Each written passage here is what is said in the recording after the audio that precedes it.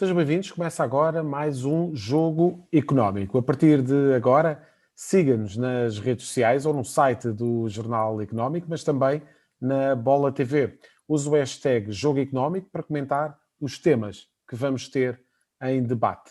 788 milhões de euros. De acordo com o Transfer Market, é este o valor de todos os jogadores chamados por Fernando Santos para a seleção na última convocatória. Há 3 meses do Europeu, analisamos o valor da equipa que vai entrar nesta competição como campeão, algo que nunca tinha acontecido.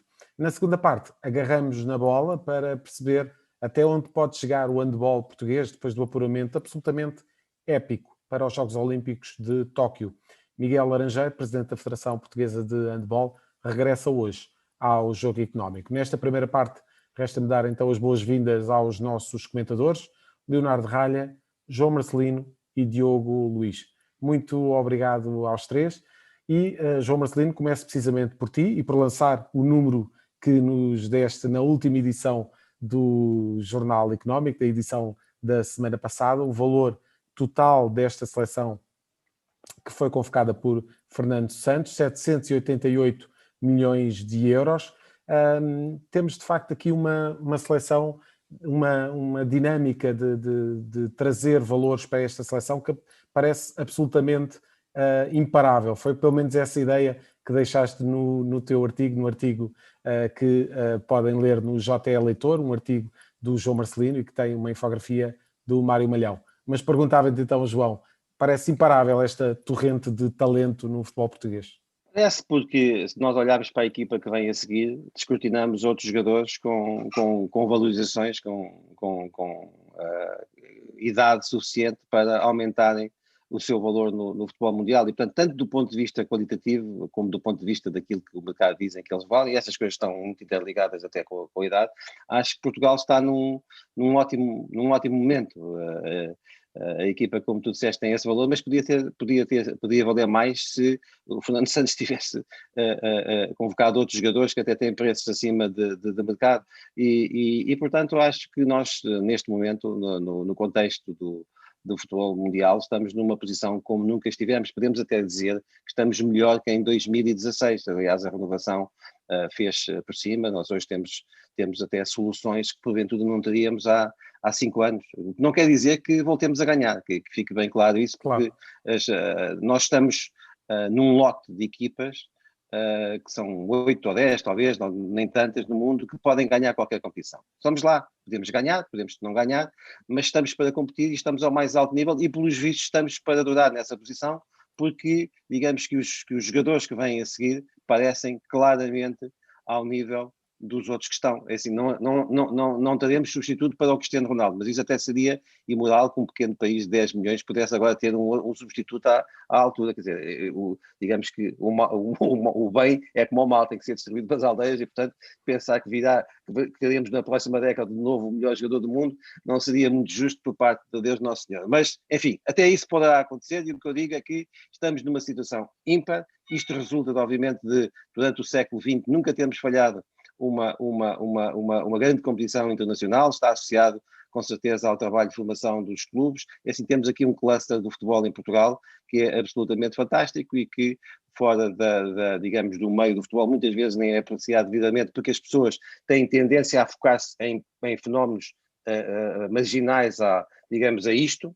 E isso também será a culpa do dirigismo do futebol, deixar que isso aconteça, mas efetivamente dentro do campo estamos como nunca estivemos. Diogo Luís, chegamos ao europeu, enfim, à partida, e de acordo com estas contas que fizemos, que o João Marcelino fez no artigo que foi publicado no Jornal Económico, chegamos de facto como a quinta seleção mais valiosa do mundo. Em que medida é que isto nos traz responsabilidade para um europeu em que já chegamos com a braçadeira de campeão, digamos? E eu acho que essa é a maior responsabilidade que nós temos. Por um lado, temos a ambição dos nossos jogadores que jogam em grandes clubes europeus. Por outro lado, sabemos a qualidade que o nosso plantel, quando digo plantel, os jogadores que foram convocados na nossa seleção têm. E apesar de, em termos de valor, ser a quinta do mundo, sabemos que temos capacidade para enfrentar qualquer um dos adversários que nos vai encontrar pela frente. E, portanto, neste momento, muito mais do que estamos preocupados com os outros, eu acho que os outros também estão preocupados connosco. E era aquilo que o João Marcelino diria. Parece-me que, em termos de convocatória, temos muito mais soluções neste momento do que tínhamos em 2016. Não só mais qualidade, mas também mais experiência. Jogadores que também estão a passar por bons momentos, jogadores que estão a ser muito úteis e muito importantes nos seus clubes. E esse é um ponto fundamental. E temos a capacidade de ir cada vez mais formando e fazendo aparecer novos talentos. Ou seja, conseguimos fazer uma renovação, mantendo uma qualidade elevada e, sobretudo, mantendo experiência, mantendo mentalidade vencedora, que isso conquistou-se pelo facto de Portugal ter vencido o Campeonato da Europa de 2016. Eu acho que é importante, foi um salto qualitativo, foi quebrar ali um fantasma que Portugal nunca conseguiria vencer nas competições internacionais, e a verdade é que Portugal conseguiu fazê-lo. Já o fazia em termos de clubes e em termos de seleção também fez, portanto quebrou-se ali uma barreira, e neste momento é pensar que se todos estiverem unidos, se todos estiverem concentrados, naturalmente que não há nenhum adversário que seja temível para nós, sabendo nós que há outras boas seleções, naturalmente não somos obrigados a vencer, mas temos a responsabilidade de chegar lá e de mostrar o nosso futebol, e quando eu digo mostrar o nosso futebol, naturalmente jogar o jogo pelo jogo e ser sempre um candidato a vencer cada jogo que vamos ter pela frente. É um bocadinho como diz o Ruben Amorim, não é candidato ao título, mas é candidato a vencer todos os jogos. Exatamente. Leonardo, nós temos aqui neste trabalho do João e com a infografia do Mário Malhão, temos aqui de facto uma perspectiva da avaliação dos jogadores da seleção, e de facto neste momento Ronaldo está na quinta posição dos jogadores mais valorizados nesta convocatória. Acima deles estão Rubem Dias, Bernardo Silva, Bruno Fernandes e João Félix, precisamente por esta ordem. João Félix é o jogador com a melhor avaliação, de acordo com o Transfer Market. Mas depois daí para baixo temos Ruben Neves, que é titular do Wolverhampton, Diogo Jota, um jogador em plena ascensão no Liverpool, André Silva, com uma época tremenda que está a fazer, e por aí fora, João Cancelo, Rafael Guerreiro. De facto, parece não esgotar esta montra de talento do futebol português, e depois existem jogadores também nas seleções mais jovens que já estão, digamos que, a bater à porta da seleção e a reclamar uma oportunidade. Sim, claramente aqui a necessidade tem aguçado muito o engenho no futebol português. Estamos a falar de um futebol em que os grandes clubes portugueses têm dificuldades em competir com os tubarões europeus, como tendem a ser chamados. Têm uma grande necessidade de fazer receitas através da venda de jogadores promissores e não têm outro remédio, a não ser que queiram caminhar alegremente para o abismo, que não seja ir à procura nos escalões de formação de quem os possa, devidamente enquadrados pelos treinadores e pelos colegas mais velhos, rapidamente tomar o lugar e, infelizmente para o adepto e felizmente para quem tem que pagar as contas nesses clubes, acabem também por se tornar muito rapidamente presas para os interesses de clubes estrangeiros. É interessante, falaste da seleção de sub-21, é interessante ver a quantidade de talento que nem sequer está na convocatória dessa seleção. Ainda muitos outros poderiam estar lá. Poderiam estar lá e certamente irão fazer pressão nesse escalão e noutros escalões a seguir no escalão A, para ter também a sua oportunidade de se projetarem ainda mais e projetarem as suas carreiras ao serviço de Portugal. E, de facto, falando dessa corrente de talento, podemos mostrar agora um tweet desta quarta-feira da ESPN que destaca, de facto, a profundidade das escolhas para a seleção portuguesa, de facto mostrando os jogadores que potencialmente são titulares dessa seleção, mas todos aqueles que estão a bater à porta da seleção A. Torna-se difícil, assim, João Marcelino, a missão de Fernando Santos em estar atento a muitos jogadores, a muitos talentos que estão a se ingrar nos seus clubes e que já reclamam uma oportunidade também na equipa principal. A ver se há problema, sabes que... mau problema. Um problema que todos os treinadores querem ter. O mal está quando só há aquela solução. Durante muitos anos no futebol português nós olhávamos para uma equipa e encontrávamos 7, 8 bons jogadores e nem chegava a 11. Não é? Hoje há, felizmente, alternativas em cada posição. E eu acho que a seleção portuguesa tem valor para rapidamente recuperar aquela que foi a sua melhor posição no ranking FIFA. Portugal hoje é quinto, mas já foi terceiro no seu melhor momento, e portanto isso é possível e tem a ver com essa, digamos, essa capacidade de geração de talento. Nós olhamos, por exemplo, para jogadores jovens como o Rafael Leão, como o Trincão, como o Vítor Ferreira, como outros que estão agora a aparecer, que ainda nem chegaram às seleções principais, nem sequer quase às sub-21. E eu acho que, por exemplo, o David Carmo do Braga é um caso desses, o Gonçalo Inácio do Sporting, o Francisco Moura também é outro bom talento do futebol português, já não falo do Nuno Mendes, que já vai direto agora, já queimando etapas para a seleção A, e portanto nós temos realmente, o Fernando Santos vai ter nos próximos anos essa capacidade de estar à vontade nas convocatórias. Só tem que perceber quais são os melhores jogadores na sua opinião e convocá-los, porque terá sempre alternativas para fazer uma boa equipa. Isso está agora, por exemplo, a acontecer. De repente Portugal não pôde, ele chamou-os, mas depois teve de dispensar o Rui Patrício, o Pepe, o Rafael Guerreiro, e como dizem os espanhóis, não passa nada, não é? Ou seja, a equipa mantém a confiança, e ninguém está a falar nisso como se houvesse alguma grande baixa. Eu diria até, mesmo que isso possa parecer ousado, que nenhum jogador hoje, faltando à seleção portuguesa, diminui as suas perspectivas e a sua ambição. Diogo Luís, e de facto temos aqui um leque enorme de escolhas de jogadores que parecem não acabar, e de facto há bocadinho o Leonardo falava precisamente da seleção de sub-21 e nesse artigo do João também foram feitas as contas relativamente a essa seleção, e de facto é uma seleção que está avaliada neste momento em 183 milhões de euros, o que é fantástico para uma seleção de sub-21. Eu perguntava-te, Diogo, como é que se pode conjugar a seguinte situação: o facto de Portugal ter aqui muitas escolhas, muito talento, muitos jogadores capazes de ombrear uns com os outros, e chegar a um europeu e manter aquela capacidade de não embadeirar em arco e trabalhar jogo a jogo, tal como fizemos, por exemplo, no Europeu 2016. Em termos de camadas jovens, eu acho que isso já é uma norma. Nós temos conseguido sempre bons resultados, sub-17, sub-19, mesmo em sub-21, com exceção se calhar do último ano, em que não conseguimos ser apurados, mas a verdade é que sempre que lá estivemos conseguimos ter um grupo forte, e as individualidades o coletivo acaba por se propor às individualidades, e desse ponto de vista é muito importante um bom trabalho por parte de quem lida. O líder, neste caso, do Sub-21 é o Rui Jorge.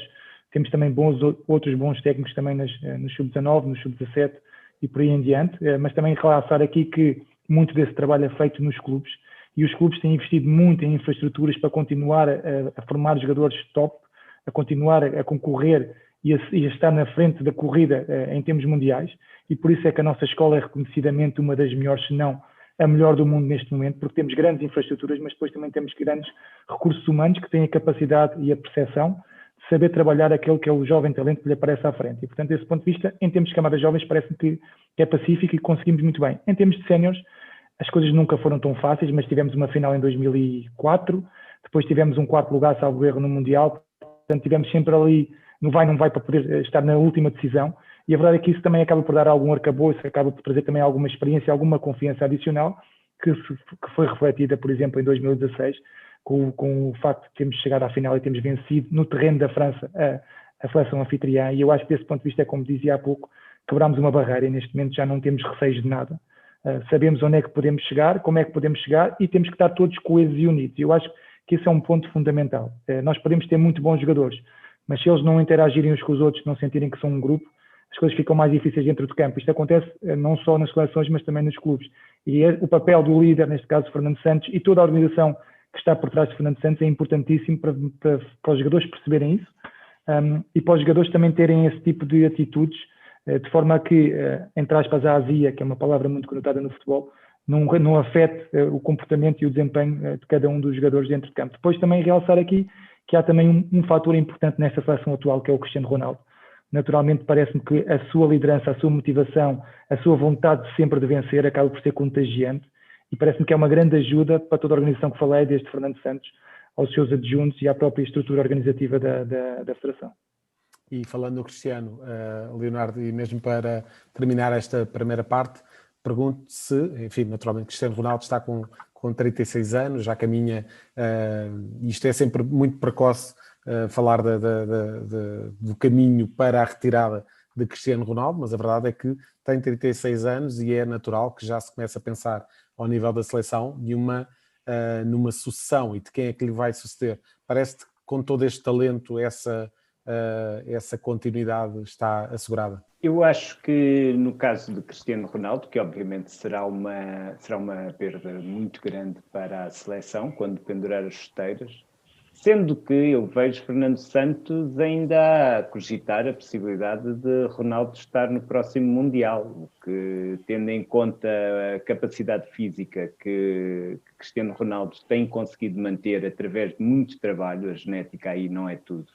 Há muito trabalho planeado cientificamente para se manter a sua melhor versão possível fisicamente com a idade que já vai tendo. Eu penso que mais do que a falta do jogador Cristiano Ronaldo, aquilo que a seleção de Portugal poderá correr o risco de perder é o líder dentro daqueles jogadores. Do grupo. E com o previsível ocaso das carreiras de Cristiano Ronaldo e de Pepe, por vezes fico a pensar qual dos jogadores é que terá a capacidade de encher esses sapatos, de encher essas chuteiras. Há uma coisa boa aí, é que quando a braçadeira de capitão foi dada a Ronaldo, também muita gente, e eu incluo-me entre essa tal muita gente, não estávamos propriamente à espera que ele fosse tão rapidamente o líder em que se tornou dentro daquela equipa. É possível que também sejamos surpreendidos com o próximo grande líder da seleção de Portugal. Posso fazer um prognóstico? Podes, João, podes, sim. Rubem Dias e Bruno Fernandes. Claro. Muito bem, está feito o lançamento para os próximos líderes de balneário na seleção portuguesa. E agora agarramos na bola e passamos então para a seleção de handball. É já a seguir a um curto intervalo. Ações e obrigações, investimento e poupança, BCE e FED, resultados e empresas, análise e gráficos. Analisamos isto tudo e muito mais todas as semanas no Mercados em Ação do Jornal Económico. Temos analistas de topo em estúdio e em direto de Londres, Washington e de vários pontos do globo. No Espaço Empresas convidamos líderes de negócios que marcam a diferença em Portugal e lá fora. Contribuímos ainda para a literacia financeira com a palavra da semana. Não percam Mercados em Ação nos sites e nas redes sociais do Jornal Económico. Estamos de volta para a segunda parte deste jogo económico e nesta fase do programa vamos falar de handball e de um feito absolutamente histórico. Para já lanço o número que foi o resultado que colocou Portugal na rota de Tóquio para os Jogos Olímpicos. 29-28, o resultado do Portugal-França, que apurou a seleção de handball para estes Jogos Olímpicos que vão decorrer em Tóquio. Será a primeira modalidade de pavilhão em Portugal a participar nos Jogos Olímpicos.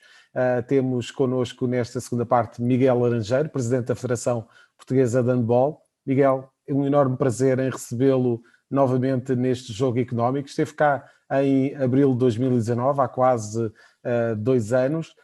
Para já, quero dar, em nome também desta equipa que faz o programa, os parabéns por este apuramento com que nós vibramos, este apuramento para os Jogos Olímpicos. E recordo palavras que disse há 2 anos, quando esteve connosco no jogo económico de há 2 anos, quando lhe perguntei qual era o segredo, já na altura, para o sucesso do handball português, o Miguel respondeu-me que era paixão, organização e ambição. Acrescenta mais algum fator ao atual momento, para a razão que justifique o atual momento do handball em Portugal? Antes de mais, muito obrigado por este convite, é um gosto e é um risco dar sempre entrevistas porque elas ficam guardadas e os jornalistas podem ir ver o que é que foi dito. mas nesse caso não tenho problema nenhum, porque é mais exatamente isso. Eu tenho dito, enfim, atualmente, que é a associação entre trabalho e ambição, ou paixão, se quiser, enfim. E é isso que tem acontecido. O que é que aconteceu enfim, nos últimos anos, há 5, 6 anos? Primeiro, não estragar aquilo que estava feito para trás. Nós temos, às vezes, um hábito de ir para determinados lugares e achar que tudo o que estava para trás está tudo mal feito, toca a destruir, vamos começar de novo. Isso não existe nestas organizações complexas, sobretudo envolvendo pessoas. Depois, estabilizar financeiramente, foi desde logo a primeira linha de preocupação, tornar a Federação viável e sustentável, porque só assim enfim, é possível gerir o que quer que seja. Escolher as pessoas certas, dar autonomia e, dentro das possibilidades, que é uma federação desportiva, as condições, quer em termos humanos, quer em termos materiais, as condições para fazer um trabalho. Claro que se associa a isto um conjunto de atletas de altíssima qualidade, de excelência, clubes que estão, nomeadamente o Futebol Clube Porto, que tem um grande peso na seleção e que estão também a disputar a Champions, portanto, com um nível de exigência e de competitividade muito grande. Portanto, um conjunto de atletas que só por si já se conhecem diariamente, todos os dias, trabalham entre si todos os dias, toda a época. E depois esta ambição. Eu tenho dito, enfim, podemos ter muito trabalho, mas se não tivermos ambição, o mais que pode acontecer ao fim do dia é ficarmos todos suados.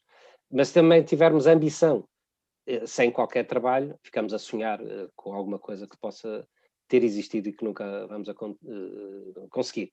E, portanto, isto foi um trabalho paulatino, se quisermos. Claro que há aqui já há anos, trabalho relativamente às seleções jovens. Em 2019 fomos quarto lugar no Campeonato do Mundo de Sub-21 e de Sub-19, e, portanto, alguns atletas que já estão nesta seleção estavam nessas jovens. E, portanto, há aqui um trabalho, como eu digo, enfim, de formiga, que depois dá um resultado com esta seleção e com esta equipa técnica que é excepcional. Como há bocado referiu, é a primeira vez que uma seleção de pavilhão coletiva está nos Jogos Olímpicos. Porque tem uma dificuldade acrescida muito grande, porque, enfim, do ponto de vista individual pode haver, enfim, pessoas, homens, mulheres, com capacidades extraordinárias individualmente. Aqui temos de falar de um conjunto de homens também excepcionais, porque o que é que vai estar em toque são 12 equipas de todo o mundo. Ora, são 12 equipas... É mesmo a elite, não é, Miguel? É a elite da elite, não é? E, portanto, enfim, é uma honra e um orgulho muito grande estar na Federação e atingindo estes objetivos. Claro que nós temos sempre outras preocupações e objetivos, não é? E um dos que nós definimos num programa, num trabalho que chamamos, estratégico, que chamamos Rumo 2028.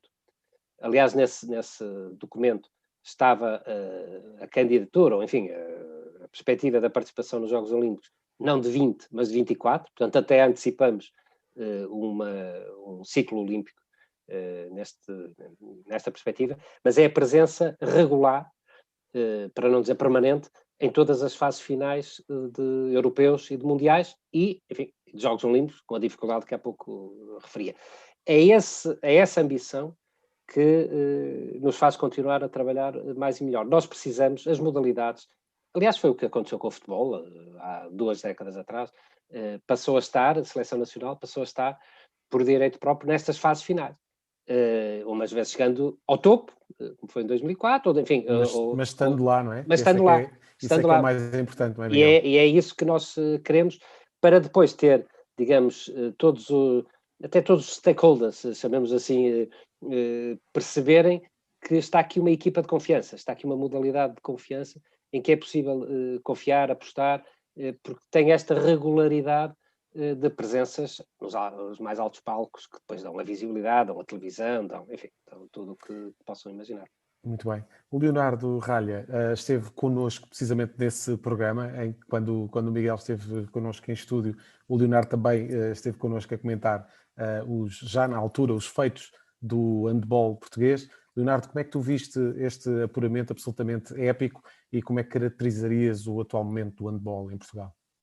Bem, foi realmente um feito extraordinário, muito com a equipa diria que passa o chavão embalada pelo Espírito Quintana, com muita entreajuda, com muita capacidade de superação. O pensar, será a melhor seleção de sempre? Isso é sempre tão relativo. Era bom, se calhar, se pudéssemos ter o Carlos Rezende como no seu auge também ali, o Ricardo Adorinho no seu auge, tantos entre os grandes handbolistas, isso ficariam bem naquela equipa, que aquela equipa esteve ao máximo, que se gigantou nos momentos certos, isso não há qualquer dúvida. E aí passou muito também além de todo o trabalho que tem sido feito nos clubes e na seleção, passou pela força da juventude. E eu aí deixo uma preocupação, até que ponto este hiato que estamos a ter na formação não poderá ter reflexo e não nos poderá tolher um bocado a evolução que estamos a ter no handball e noutros desportos, neste caso em particular no handball que está a chegar tão longe. Pode ser uma questão interessante para o Miguel responder. Não, é interessante e leva-nos a muitas preocupações. Há um ano a esta parte que vivemos preocupados com essa realidade. Vamos ver, porque o slogan do governo é o governo está on, não é? Mas o desporto está off há muitos meses, há praticamente um ano, nomeadamente no que diz respeito à formação. Depois, no que diz respeito à primeira divisão, essa tem decorrido enfim, não normalmente, mas tem decorrido. Mas a questão é absolutamente pertinente. Nós ainda ontem decidimos manter os escalões, porque houve aqui uma alteração dos escalões, adequando até aos períodos escolares, mas se não tivéssemos tomado a decisão que tomamos ontem, havia atletas que passavam de escalão sem ter lá estado. E, portanto, tivemos de adequar com os técnicos, com o diretor técnico nacional, com os clubes, e perceber que podíamos estar aqui a colocar em causa uma geração, enfim, ali dos 16, 18, 19 anos, que depois tem impacto para cima, como é evidente. Aliás, eu já disse uma vez, nenhum daqueles atletas que esteve em Montpellier teve uma paragem de 2 épocas. Nenhum. Porque nem é concebível, não é? Não faz parte do nosso pensamento, não é? Mas aconteceu, e está a acontecer. Temos estado a trabalhar com os clubes, com a direção técnica nacional, para, por um lado, não perder esses atletas e, por outro, arranjar estratégias para, digamos, porque esse impacto que existirá, menor ou maior, existirá sempre, seja minimizado dentro do possível. Nós criamos e antecipamos até o ano passado uma unidade de saúde e rendimento, com a participação do nosso corpo médico, fisioterapeutas, etc., para dar também skills e instrumentos, ferramentas aos treinadores, aos clubes, aos próprios atletas, para que mantivessem e que pudessem, enfim, ter alguma atividade dentro desta inatividade, enfim, que conhecemos, não é? Portanto, há um risco, não podemos esconder, mas esta seleção que viram também é uma seleção em si com elementos muito jovens e, portanto, enfim, tem aqui um espaço de progressão muito grande. Isso é uma vantagem. Agora, nós não assentamos. Isso é uma perspectiva e digamos, um ponto de honra. Não assentamos a nossa estrutura e, digamos, aquilo que vem para a frente nos êxitos da Seleção Nacional. Os êxitos da Seleção Nacional são absolutamente essenciais, são extraordinários para a projeção, para o nome do handball, para o conhecimento do handball, mas temos de fazer depois, continuar a fazer todo um trabalho que tem que trabalho de base, continuar a ser feito. Eu costumo, na base de recrutamento, não é? Porque para chegar a um atleta precisamos de muitas centenas ou milhares de atletas a praticar em determinado momento a modalidade. E é esse trabalho que continua a ser feito, enfim, adaptado às circunstâncias que estamos a viver. Diogo Luís, a semana passada foi uma das tuas escolhas da semana, o teu protagonista foi a seleção precisamente de handball. A verdade é que parece que temos aqui uma seleção que, apesar de todos os problemas que temos tido, e o desporto tem sofrido especialmente também com esta pandemia, parece uma seleção absolutamente imparável em termos daquilo que é a sua evolução, e está neste momento nos 12 mais que vão estar em Tóquio, na tal nata do handball mundial. Sim, é verdade, e é um facto. E eu acompanho de uma forma mais específica neste momento o handball, porque tenho um familiar que felizmente também está a se ingrar nestas seleções, naquelas do sub-19 e do sub-21 que o Miguel falou. E em função disso vou acompanhando com o maior pormenor, vou falando um pouco com ele, e a verdade o que ele me diz é que a formação tem vindo a melhorar muito, e o exemplo disso é os resultados que temos vindo a ter, não só dessa geração, mas a geração a seguir a esta, que também já teve mais um quarto lugar. E depois também percebemos que são equipas muito unidas, é isso que ele me diz. Quando vão à seleção, eles são todos como se fosse uma família. Eles podem não ser os melhores jogadores de sempre de handball de Portugal, mas a verdade é que em conjunto são muito fortes, porque acreditam todos e vão todos e ajudam-se todos uns aos outros dentro da quadra, dentro dos pavilhões. E, portanto, desse ponto de vista, parece-me que isso é fundamental. O que me parece é que a seleção, como disse o Miguel e bem, tem que ser o trampolim. É o trampolim também para atrair novos jogadores. Porque a verdade é que se começarmos a ter êxitos, começarmos a empolgar, como nós nos empolgamos com os jogos, não só de agora, mas também do Mundial, naturalmente vão haver miúdos que querem praticar handball. É importante que estes anos de paragem, este ano de paragem, não retire do handball também alguns jovens atletas, porque a verdade é que o handball, infelizmente, ainda não consegue proporcionar aos atletas o mesmo que proporciona o futebol em termos de rendimento. E, portanto, isso é um grande desafio que me parece que o handball tem em mãos. Agora, a verdade é que com estas equipas que estão a crescer, com estes jovens todos que já estão nesta seleção, com o futuro que têm pela frente, temos que pegar nestes jovens e servir de exemplo de forma a conseguirmos catapultar uma modalidade que é uma modalidade fantástica. Eu lembro-me do primeiro jogo que vi handball ao vivo, e eu não era um grande fã de handball, foi em São Bernardo, quando eu estava em Aveiro.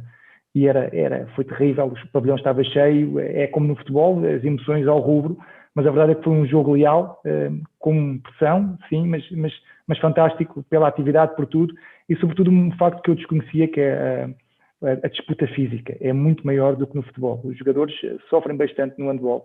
É algo que me fascina, naturalmente não só em termos estratégicos, mas também táticos, e eu acho que, como também estávamos a falar em off, o futebol tem muito a aprender também destas modalidades, e as modalidades também têm muito a aprender do futebol. Agora, o que eu gostava era que a cultura desportiva em Portugal evoluísse, e a seleção de handball tem essa capacidade e essa possibilidade, ao fazer estes êxitos, ao fazer estes jogos fantásticos que tem vindo a fazer, naturalmente que vai fazer com que o handball seja mais atrativo, e que espero que a Federação consiga, através dessas exibições, potenciar os nossos pavilhões e enchê-los de forma a que tenhamos espetáculos mais atrativos, e no limite depois seja um efeito bola de neve, e tudo vem de arrasto, patrocinadores, stakeholders, como disse o Miguel e bem, e eu acredito que nós temos potencial, pelo menos humano e de qualidade, porque não é só os jovens talentos, é a forma como têm vindo a ser trabalhados e com poucos recursos.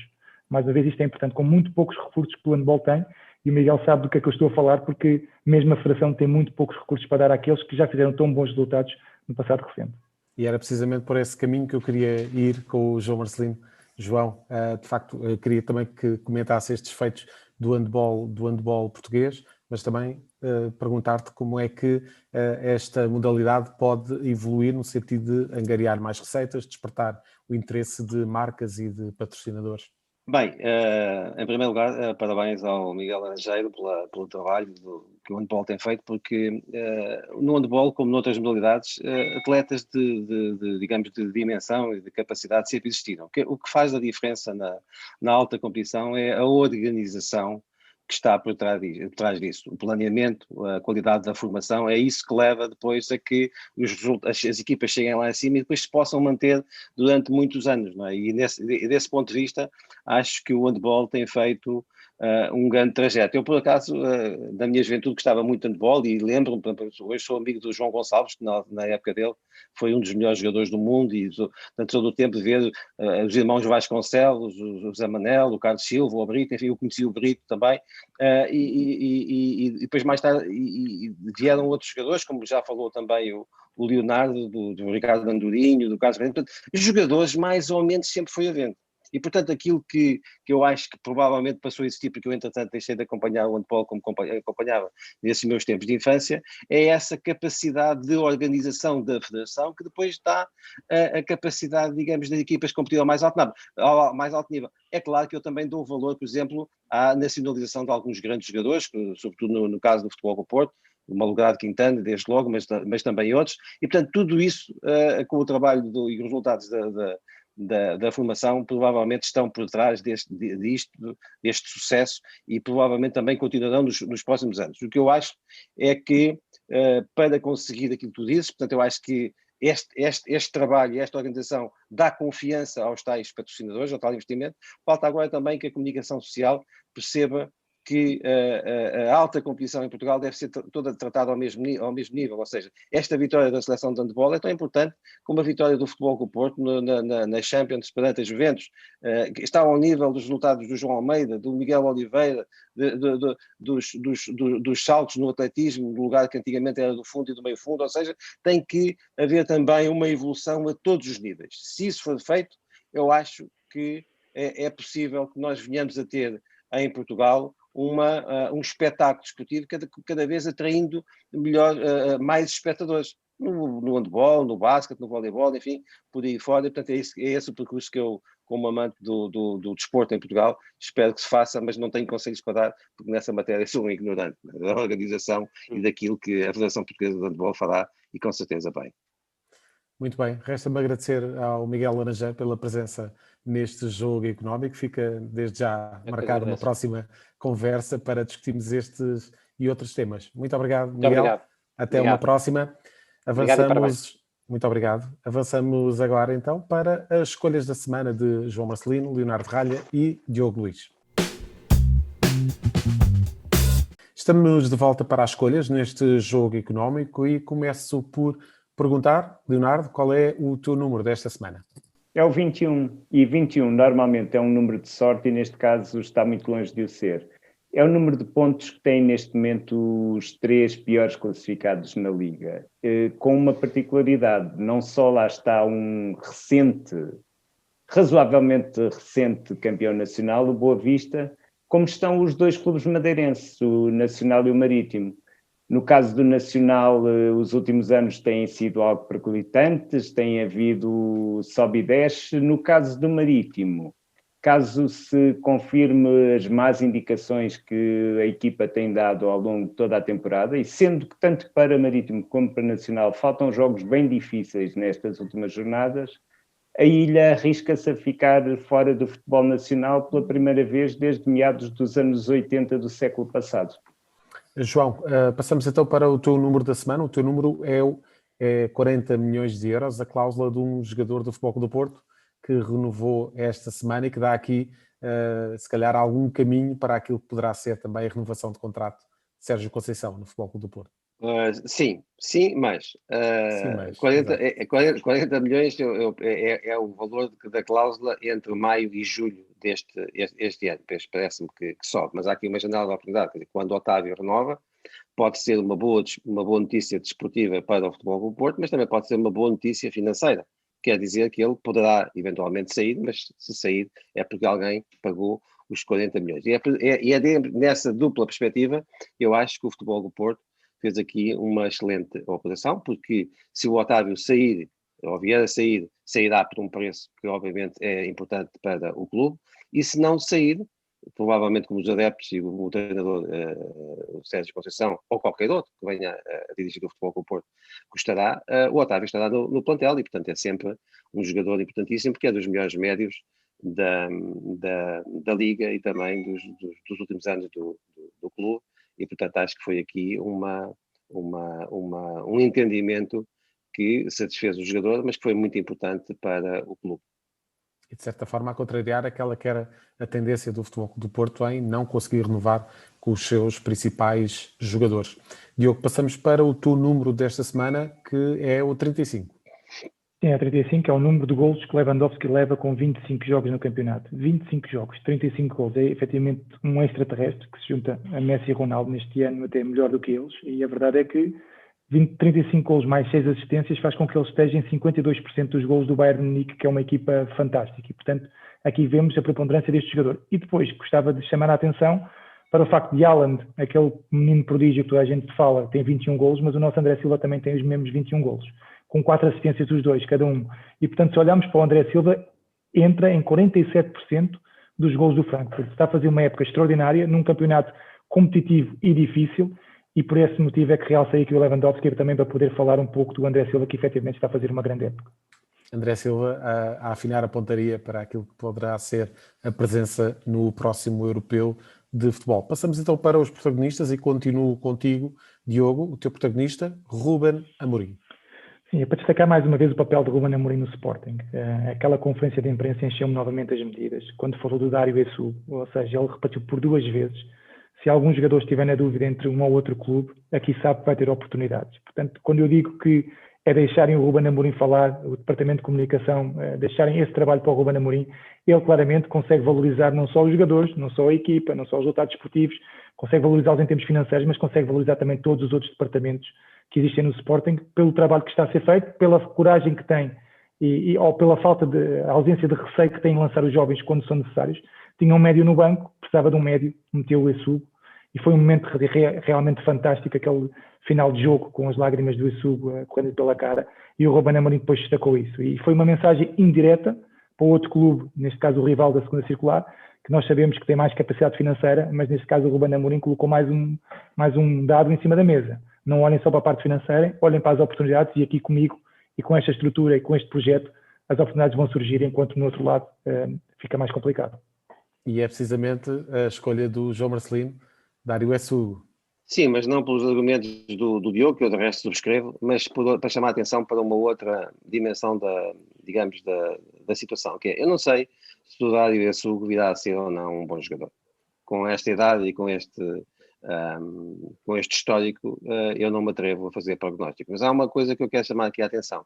O Dário Essugo não jogava há 1 ano, por causa da Covid-19.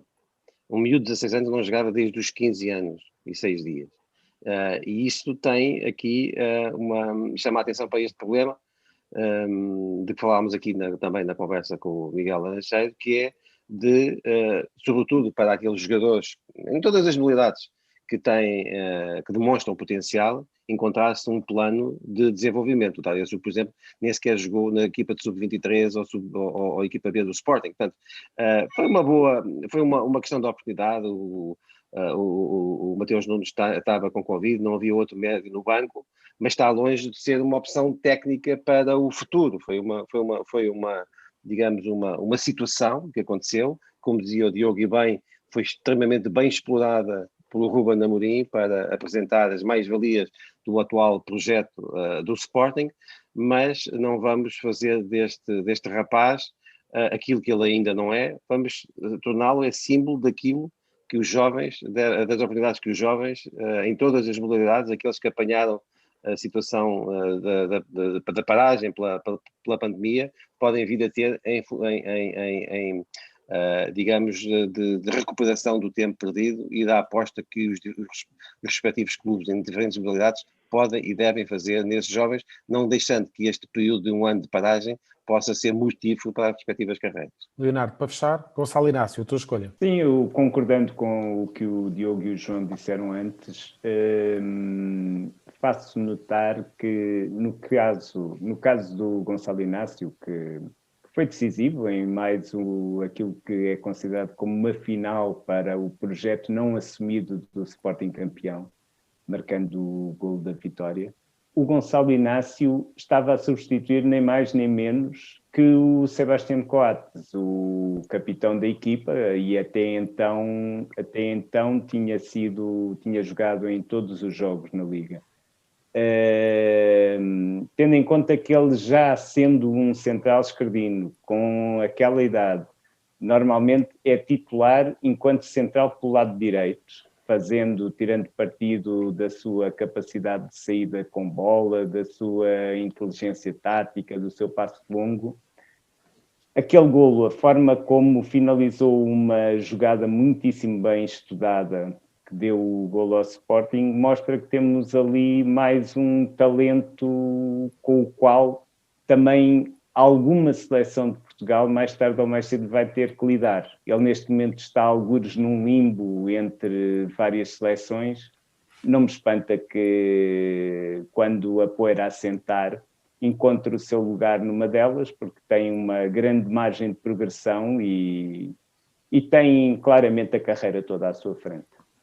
E é à defesa que fechamos este Jogo Económico. Leonardo Ralha, Diogo Luiz e João Marcelino, muito obrigado pela presença neste programa. Voltamos para a semana com os números que contam dentro e fora das 4 linhas. Até para a semana.